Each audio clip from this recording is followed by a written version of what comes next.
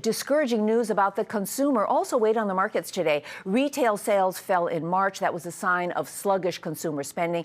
And an index of consumer confidence from the University of Michigan showed a sharp drop in April. By the closing bell, here's how the week ended on Wall Street. The Dow down as much as 74 points at the lows of the day, ended just a fraction of a point lower. The Nasdaq off 5 and the S&P down 4 points. Still, those averages were up for the week by as much as 2%.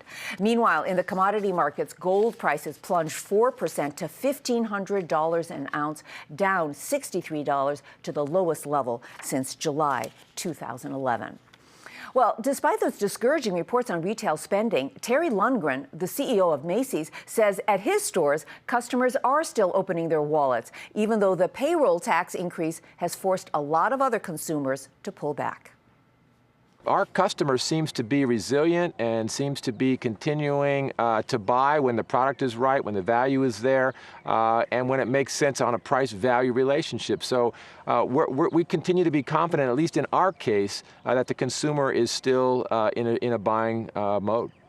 Our Courtney Reagan also keeps close tabs on the buying habits of consumers. She's at the state Supreme Courthouse in New York City. She's been following the trial pitting Macy's against Penney over the rights to sell Martha Stewart branded goods. Courtney, we're going to get to that trial in a moment. But first, I just want to get your take on what Terry Lundgren said. Do you think that consumers are in that buying mode? I know you're always checking in at the stores. What do you think? That is true, Susie. I think that it depends on the consumer and it depends on the store. It's not a very easy answer. We heard earnings from Family Dollar earlier this week. There is some concern about that consumer, the lower income consumer. Of course, if you are one of the folks that is looking for a job and has been unable to find one, you're likely to be in the camp that is spending a little less. We got those retail sales numbers today from the government. Disappointing. And if you look into the details, it's the discretionary spending that seems to be taking bigger hits. Department store sales down 1.1% for the month.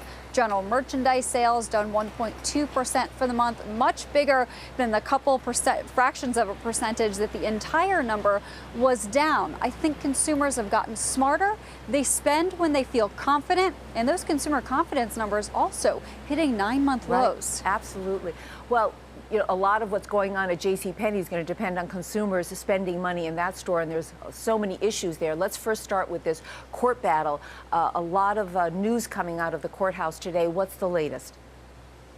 That's true, Susie. So what happened today is that the judge ruled that Penney will be allowed, at least temporarily, to sell the goods that Martha Stewart designed, but that do not have her name. They're currently labeled JCP every day. Many of these products are in the categories that Macy's is arguing it has the exclusive right to sell. A city analyst values this inventory at about $100 million. So the judge is going to allow Penney to sell the JCP everyday merchandise at this point. The trial itself potentially weeks from being over, and when the final decision comes down, all of that could change very quickly. And you're going to be back at the courthouse next week, and we'll be counting on your reports from there. Thank you so much, Courtney.